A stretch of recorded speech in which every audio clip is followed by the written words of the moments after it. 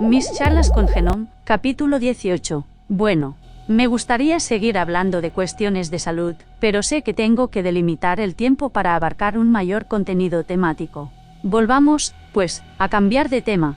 Me gustaría que me dijeras si con vuestros conocimientos y posibilidades sois capaces de vaticinar nuestro futuro. No solemos vaticinar el futuro porque los humanos 4.3 sois muy impredecibles. Por eso solo en algunas ocasiones hemos dado datos ajenos al conocimiento de las personas que conforman el grupo. Me refiero a datos sobre el futuro, que nunca son adivinaciones, sino posibilidades con altos porcentajes de suceder en función de una apreciable cantidad de parámetros, sobre todo conductuales. Y ese es precisamente el problema, que por muchos parámetros que se manejen, un simple dolor de muelas puede hacer cambiar el curso de la historia. El futuro no está escrito entonces. ¿Es una entelequia el viaje en el tiempo? Lo que puedo decir es que nosotros no lo hemos logrado y eso que también tenemos nuestras teorías. Básicamente, entendemos que el futuro no está escrito. Sí hay proyecciones mentales sobre el futuro que, de alguna manera, impregnan las zonas mentales de acceso libre. De modo que lo que solo es una especulación sobre el futuro, llega a convertirse casi en realidad por causa de la confluencia de pensamientos similares. Entonces tú podrías preguntar, ¿y los que vaticinan catástrofes y las aciertan? Pues te diré que las catástrofes, sean del tipo que sean, se producen por causas lógicas, fallos de motores, volcanes que hacen erupción, terremotos, etc., que se sabe que van a suceder porque hay un proceso previo que las provoca. Y esos datos están en las zonas mentales restringidas, como lo es, por ejemplo, el archivo acásico, con el que personas sensitivas, por circunstancias ajenas a su consciente, logran sintonizar, si bien generalmente de forma muy incompleta. ¿Y cómo se explica entonces la visualización exacta de hechos concretos que aún no han sucedido y que acaban teniendo lugar? Porque existe constancia de esos casos. Bien, entramos en un proceso desgraciadamente especulativo. Las teorías que manejamos nosotros al respecto se refieren a una perspectiva muy desarrollada. El cerebro humano, por una parte, las energías mentales, por otra, y la posibilidad de que ese hecho esté registrado en algún archivo o lugar de la energía mental. Me explicaré. El cerebro humano está conectado a fuentes de información muy potentes, pero no está desarrollado suficientemente el software como para entender las claves de lo que está almacenado en ese gran superordenador que llamamos archivo acásico. A medida que el hombre evoluciona, va adquiriendo más sabiduría en el uso de ese ordenador personal que es el cerebro. Es como si le fueran añadiendo tarjetas de expansión o, lo que es lo mismo, accediendo a zonas del cerebro no accesibles antes. Simplemente porque no se tenía la garantía del buen uso de la información. Pero la información está ahí. Ahora bien, los hechos que acontecen y que son predichos son uno entre 1.000.000, pero son los que salen a la luz, no el resto del millón de vaticinios que se falla. Están, no obstante, registrados en algún lugar, puesto que se adivinan. ¿Significa eso que el futuro está escrito, o mejor, que todo ha sucedido ya, como postulan algunas teorías?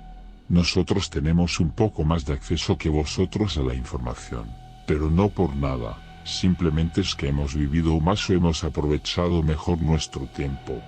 Eso nos permite acceder a información prospectiva y especular sobre las preguntas antes realizadas. Y la respuesta es que no tenemos aún la evidencia de que el futuro no haya sucedido, pero nuestra lógica nos dice que no. Y la respuesta a vuestra pregunta sería que todo lo registrado es resultado de un análisis prospectivo de una sutileza impresionante.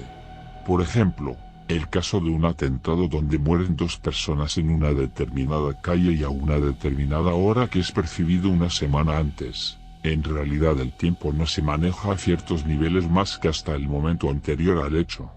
Bien, la teoría dice que en puntos distantes se están generando las circunstancias que confluyen en el tráfico momento y la perspectiva indica las líneas de convergencia con un error ínfimo, solo atribuible entre comillas, al dolor de muelas. Por tanto, las personas que intervienen en el hecho se están dirigiendo a él dadas sus circunstancias personales. Los resultados físicos también son analizados por prospectiva. Y tened en cuenta que los parámetros y variables que se manejan en prospectiva, digamos acásicas, son de varios millones. Esto que os he dicho corresponde de una manera muy somera a clases recibidas sobre la ciencia del yo. Nosotros estamos aún en el primer curso, como corresponde a nuestro nivel, y por tanto los accesos al archivo acásico son restringidos. No obstante, nos gusta especular y ponernos a investigar aquello que, de alguna manera, nos pueda hacer avanzar en la asignatura, y, de paso, ayudamos a nuestros hermanos curiosos de la Tierra. ¿Y qué puedes decirme respecto de las profecías hechas por San Juan en el Apocalipsis? Fue escrito, como algunos postulan, en estado alterado de conciencia. Se trata de un libro revelado. Es la parte más fiable de los evangelios porque fue una incursión mental del evangelista en los archivos acásicos. Lo que pasa es que, dado su nivel de comprensión, está relatado según su propia visión, de acuerdo a lo que se conocía en ese momento. ¿Y qué base tiene su contenido? Se trata de extrapolaciones de futuro relacionadas con el cambio de generación que se aproxima. Siguen teniendo validez. Quiero decir, si esas extrapolaciones hechas hace 2000 años siguen teniendo vigencia. Siguen vigentes, sí. No quiero dejar de preguntar por el otro gran vidente de la historia, Nostradamus. ¿Cómo explicar sus visiones y, sobre todo, la forma de presentarlas? Nostradamus tuvo visiones inconectas debido a alteraciones de su mente, posiblemente debidas a 3 factores: esquizofrenia, alcohol y drogas. Me gustaría saber qué credibilidad tienen las profecías de San Malaquías sobre el papado y el futuro de la Iglesia. San Malaquías fue un vidente auténtico que tuvo aciertos y algunos errores. He de aclarar, en cualquier caso, que en realidad él solo tuvo la visión de unos cuantos papas, 6 o 7, y su extrapolación fue posible porque se tomaba en función de un núcleo reducido de papables. Estamos hablando de Europa, de un colectivo muy reducido, de unas familias, prácticamente todas italianas, que estaban vinculadas a la Iglesia Católica. Eso, los procesos sociales de la época y las tendencias políticas y religiosas conocidas, les permitieron extrapolar qué casas, situaciones o personajes históricos podrían determinar los lemas. Ahora bien, en el caso del resto de la lista de papas, hasta la actual, nudo clarividencia, la información le fue transmitida. Pero si el futuro no está escrito, ¿quién pudo transmitir esa información a San Malaquías? Yo no sé quién le pudo pasar esa información, pero sí cómo la obtuvo. De quién fuera, mediante escritura automática. Que, por razones obvias, le tuvo que haber transmitido a alguien de superior evolución. Evidentemente, la información la elaboró un ser superior, probablemente partió de la Confederación o, quizás, incluso de más arriba. Pero el comunicante final, ¿quién se la transmitió a Malaquías? Debió ser alguien de nivel 4.5. Y no puedo decirte más. En todo caso, el hecho de que en la lista aparecieran también los antipapas sí parece sugerir que hubo una extrapolación de futuro. No existe proyección de futuro que no esté basada en la interrelación de parámetros. Es como si a un superordenador se le metan 3 millones de variables de todo tipo y, mediante un programa que pueda ir relacionándolas en secuencia, pudiera determinar a varios años vista lo que se deriva de esos parámetros. Bueno, pues es en el caso de los papas, tema importantísimo por su repercusión social. La cantidad de datos o parámetros manejados fue superior a los 3.000 millones. Bien, pues hablemos de nuestra época. Son muchos los investigadores que han llegado a la conclusión de que a Juan Pablo I le asesinaron. ¿Fue así? Ciertamente. Pero tampoco puedo darte más datos. No puedo interferir. Lo siento. Pues vaya. En fin, has dicho que los hombres tenemos la oportunidad de aprender a través de las sucesivas reencarnaciones, es de suponer también, en ese caso, que cuantas mayores responsabilidades se asuman en una vida, los errores cometidos en ellas serán de índole mayor. Todo personaje, como por ejemplo el Papa, se enfrentará entonces al morir a un peso mayor. Normalmente, aquel que decide ocupar un alto cargo, sobre todo si sus decisiones van a influir sobre buena parte de la humanidad, lo hace para modificar aspectos negativos de la estructura que va a dirigir. El problema estriba luego en si será capaz de superar las pruebas que se va a encontrar en el camino o, por el contrario, le influirán lo suficiente como para desvirtuar su objetivo. No olvides que los papas, por seguir con tu ejemplo, viven en un mundo muy mediatizado. Por otra parte, los espíritus evolucionados, cuando se plantean sus siguientes reencarnaciones estando en el mundo de los desencarnados, no piensan nunca en ocupar cargos de responsabilidad en la Tierra porque no quieren influir en el libre albedrío de nadie. Sin embargo, hay otros, mucho menos evolucionados que suspiran por ser importantes y por dirigir a los hombres. Y claro, aunque se planteen reformas estructurales, sus condicionantes mentales lo hacen luego inviable. Juan Pablo II, por ejemplo, quiso ser un nuevo evangelista y que los jóvenes volvieran a las iglesias porque veía que de lo contrario, peligraba el futuro de la institución. Evidentemente, Z solo lo consiguió un poco ya que, sobre todo en Occidente, los jóvenes son hoy bastante liberales y poco proclives a seguir mandatos obsoletos. Así que Juan Pablo II se tuvo que enfrentar con una sociedad mucho más evolucionada intelectualmente de lo que el mensaje de la Iglesia Católica podía superar. Y hoy el agua que quiso mover se está estancando. ¿Y cómo asumen esas personas sus equivocaciones en el otro plano teniendo en cuenta que tienen mayor trascendencia? Con una gran catarsis y una serie de reencarnaciones posteriores en las que deberá superar su falta de humildad.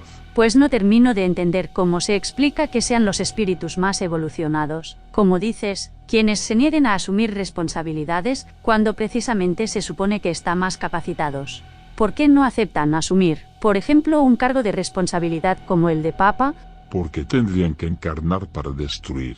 Y eso significaría intervenir gravemente en la evolución, que siempre es individual, no lo olvides, de los fieles. Eso dentro de la Iglesia.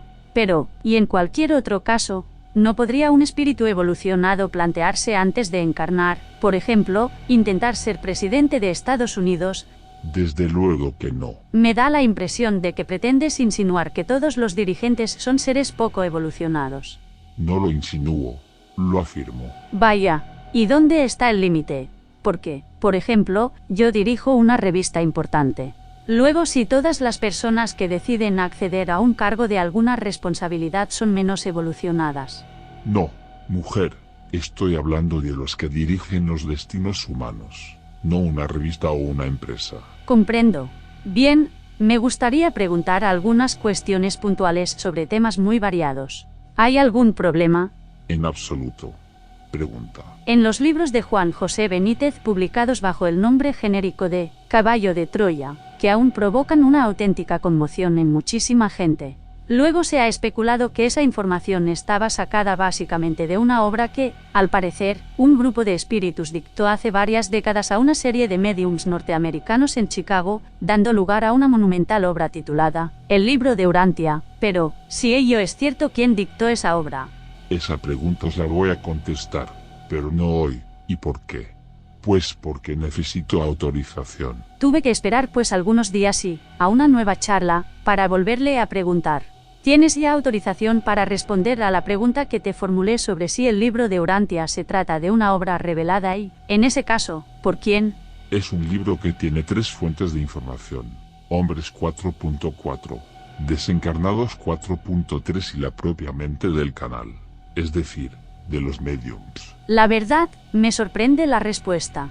Esperaba, no sé, algo más espectacular. ¿Puedo saber por qué tuviste entonces que pedir permiso para responder a esta pregunta? Son las connotaciones sociales las que le indujeron a pedir permiso. El libro está bastante bien en cuanto a la historia de Jesús. Lo que pasa es que se ha escrito con un lenguaje del siglo XVIII en cuanto a la información cosmogónica y eso se debe a las interferencias de los desencarnados y a los mentalismos del canal. El lenguaje, en cuanto a la descripción de la divinidad y sus manifestaciones, es ampuloso y más parece escrito por sacerdotes cristianos que por seres evolucionados que tienen referencias más objetivas. En fin, que es un libro que puede despertar conciencias dormidas, pero que no creo que aporte gran cosa a las despiertas, salvo en los referentes a la historia de Jesús, que aporta datos históricos interesantes y que es aceptable si se le quita la ampulosidad literaria. Estás insinuando que la vida de Jesús sí fue transmitida por seres 4.4. Eso es, sin embargo, la ampulosidad del lenguaje es fruto del canal. Los 4.4 no han intervenido en la parte que se refiere a la cosmogonía. Dieron una idea, pero luego fue amplificada y magnificada por el canal y los desencarnados. Pues no termino de entender cómo puede un 4.4 permitir que un 4.3 desencarnado interfiera en una comunicación. La razón es simple, no eran simultáneas. No había, pues, interferencia. Esta charla no termina aquí, seguiremos subiendo nuevos capítulos con regularidad. Muchas gracias. Si te ha gustado el video y quieres colaborar con el canal, puedes dejar un super thanks, un super gracias, que siempre es algo que agradeceremos enormemente, y por supuesto gracias a todos por llegar hasta el final, y espero leer vuestros comentarios. Muchas gracias.